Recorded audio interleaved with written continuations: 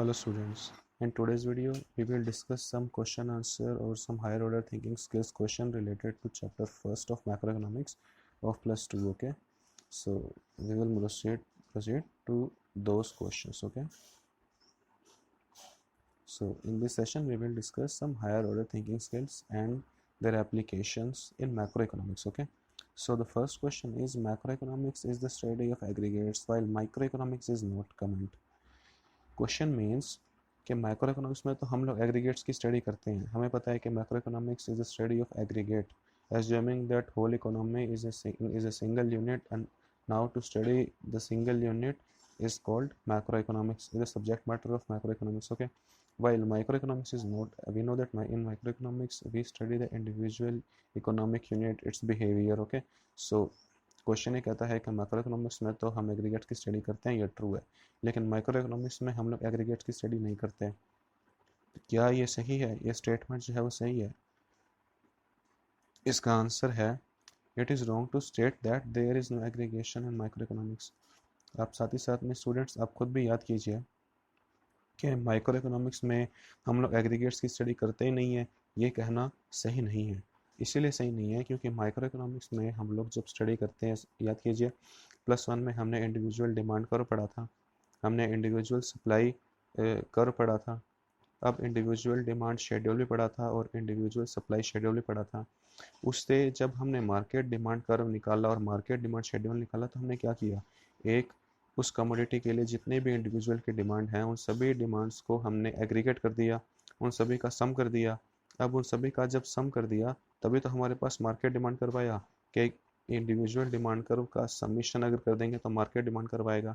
इसी तरह से इंडिविजुअल डिमांड शेड्यूल का जब हम सम कर देंगे, उनका एग्रीगेट कर देंगे तो हमारे पास मार्केट डिमांड शेड्यूल आएगा। इसी तरह से जब हम इंडिविजुअल सप्लाई कर्व जितने भी हैं पर्सन इंडिविजुअल्स, उन सभी के सप्लाई कर्व्स को हम ऐड कर देंगे तो मार्केट सप्लाई कर्व आएगा। सॉरी, तो अगर हम इस रेफरेंस में बात करें कि माइक्रो इकोनॉमिक्स में एग्रीगेट्स की स्टडी होती ही नहीं है तो ये स्टेटमेंट तो गलत है। अब आगे देखते हैं।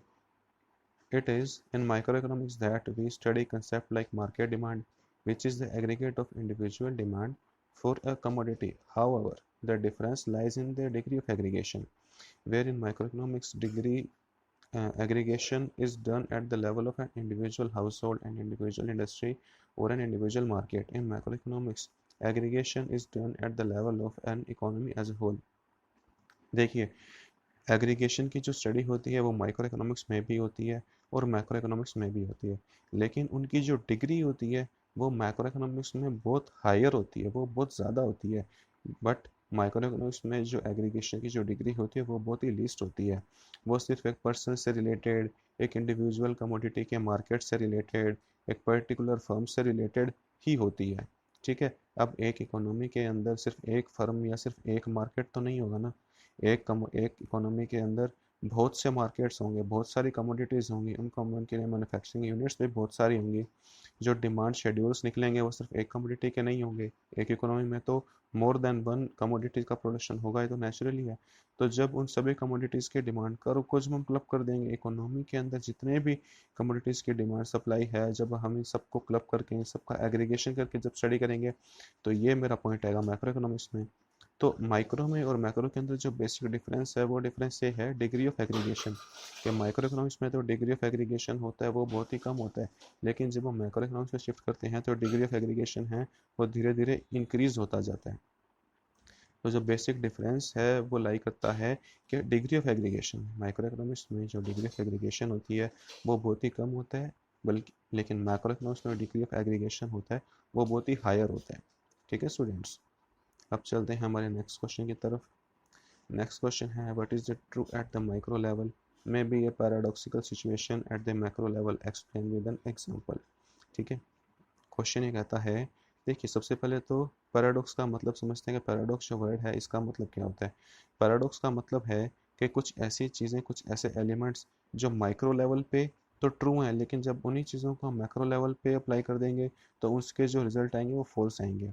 माइक्रो लेवल पे तक उनके जो रिजल्ट आएंगे वो तो ट्रू होंगे, लेकिन उन्हीं रूल्स को जब हम मैक्रो लेवल पे अप्लाई करेंगे तो उसके जो रिजल्ट्स आएंगे वो फॉल्स आएंगे।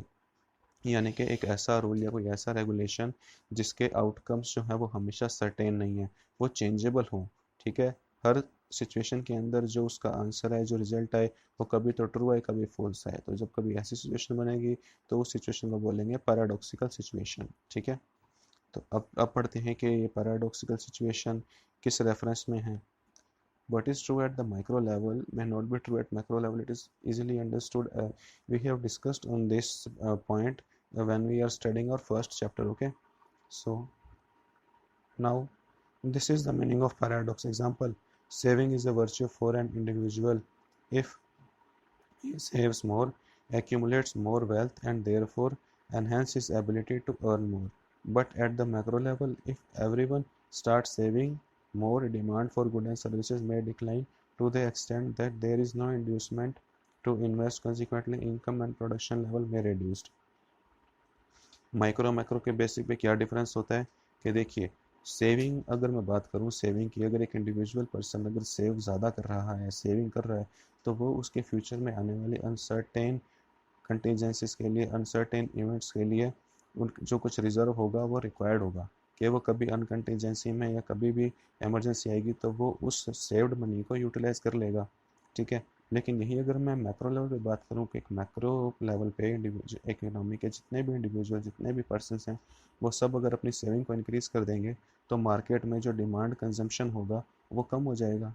जब डिमांड कम होगी तो प्रोड्यूसर सप्लाई भी कम करेंगे, प्रोडक्शन भी कम करेंगे।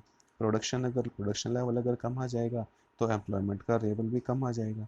अब इकोनॉमी के अंदर अगर एम्प्लॉयमेंट रेशो डिक्रीज़ हो गया तो इनकम का रेशो भी डिक्रीज़ हो जाएगा।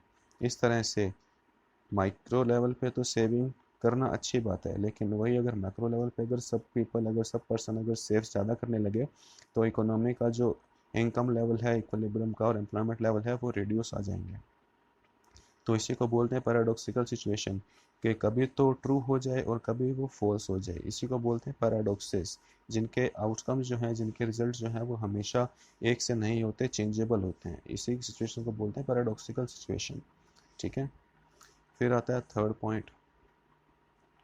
Do you think that the general price level is of any relevance at the micro level? देखिए, आगे आने वाले जितने भी चैप्टर्स है +2 के अंदर, उसमें हम लोग जनरल प्राइस लेवल भी स्टडी करेंगे। तो जनरल प्राइस लेवल का जो रेफरेंस, जो रेलिवेंस है, जो इम्पोर्टेंस है, वो इकोनॉमी के अंदर बहुत है, क्योंकि एक इकोनॉमी के अंदर पब्लिक डिस्ट्रीब्यूशन सिस्टम है। इन्फ्लेशन डिफ्लेशन को मॉनिटर करने के लिए तो प्राइस लेवल बनाया जाता है कि प्राइस लेवल में कितना % इंक्रीमेंट आता है। अब प्राइस लेवल अगर इतना होगा कि सोसाइटी के जितने भी सेक्शंस के लोग हैं, पुअर सेक्शन, मिडिल सेक्शन और अपर सेक्शन या रिच सेक्शन के लोग हैं, वो सब जो डेली कंजम्पशन के लिए, डेली नीड्स के लिए फुलफिल करने के लिए जो कमोडिटीज़ एसेंशियल होती हैं, उनका अगर कंजम्पशन कर रही हैं, तो इसका मतलब जो प्राइस, जनरल प्राइस लेवल है वो मॉडरेट है। लेकिन वो प्राइस लेवल अगर पुअर सेक्शन की रीच से अगर बाहर आ गया तो वो लोग तो अपने कंजम्पशन को कंटिन्यू कर नहीं पाएंगे, क्योंकि महंगाई इतनी हो जाएगी, तो वो लोग हंगर और स्टारवेशन से उनकी डेथ हो जाएगी। तो इस वजह से जनरल प्राइस लेवल के अगर डिस्कशन मैक्रो लेवल पे करना तो सही है, लेकिन क्या माइक्रो लेवल पे भी उसका कुछ सिग्निफिकेंस है?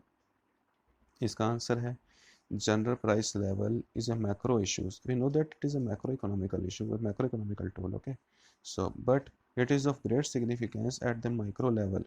An individual producer would always monitor the trend path of general price level. If prices are rising, business expectations are high, it induces investment. If on the other hand prices are falling, business expectation turn to be sluggish, inducement to invest is hurt, accordingly investment is reduced.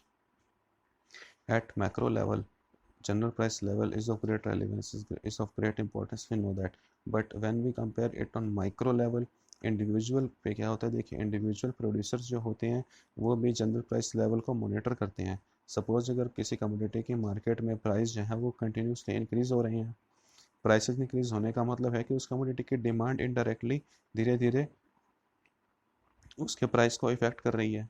अब अगर prices अगर high हैं, तो price अगर high होंगे तो producers भी है वो अपनी सप्लाई को इंक्रीज करेगा एक्स्ट्रा प्रॉफिट को अर्न करने के लिए। तो इस तरह से अगर प्राइसेस हाई हो रही हैं, अब अगर बात कर रहे हैं एक इंडिविजुअल यूनिट की, एक इंडिविजुअल प्रोड्यूसर की, तो एक individual producers general price level को मॉनिटर करता है, करेगा। अगर प्राइस लेवल इंक्रीज हो रहे हैं तो वो भी अपने इन्वेस्टमेंट को इंक्रीज करेगा, प्रोडक्शन लेवल को इंक्रीज करेगा ज़्यादा प्रॉफिट को अर्न करने के लिए। वहीं अगर सिचुएशन ऐसे है कि जनरल प्राइस लेवल धीरे धीरे डिक्रीज हो रहे हैं, धीरे धीरे रिड्यूस हो रहे हैं, तो इस सिचुएशन के अंदर क्या होगा, जितने भी प्रोड्यूसर्स होंगे, इंडिविजुअल प्रोड्यूसर होंगे, वो अपने प्रोडक्शन लेवल में कमी करेंगे, अपने प्रोडक्शन लेवल को डिक्रीज करेंगे, क्योंकि उन्हें पता है कि कमोडिटी के प्राइस धीरे धीरे डिक्रीज हो रहे हैं, इस कमोडिटी का प्रोडक्शन करना धीरे धीरे एक्सपेंसिव होता जा रहा है, तो उससे टैकल करने के लिए वो अपने इन्वेस्टमेंट को भी कम कर देंगे। तो जनरल प्राइस लेवल एक माइक्रो लेवल पे भी एक वेरी एसेंशियल टूल है, जिससे इंडिविजुअल प्रोड्यूसर्स जो हैं वो डिसीजन लेते हैं अपने फर्दर इन्वेस्टमेंट के लिए कि इकोनॉमी में कितना इन्वेस्टमेंट फर्दर करना है, कितना डिसइन्वेस्टमेंट करना है, ठीक है। तो these are the some questions which are related to higher order thinking skill and analytical based questions. Okay, so read it by yourself very carefully, and if you have any kind of doubt, feel free to ask me in my comment box. I will definitely answer all of your queries. Okay, so in today's video आज के लिए सिर्फ इतना ही, बाकी का chapter हम पढ़ेंगे हमारा नेक्स्ट चैप्टर हमारे नेक्स्ट वीडियो में। Till that thank you and have a nice day.